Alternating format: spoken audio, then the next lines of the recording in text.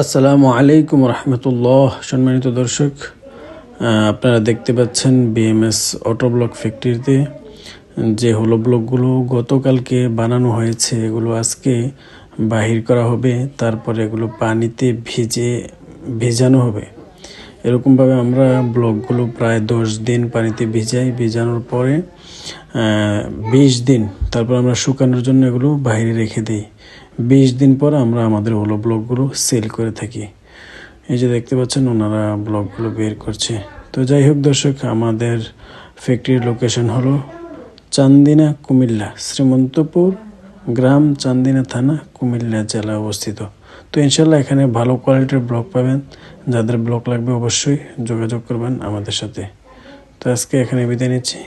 আসসালামু আলাইকুম রহমতুল্লাহ।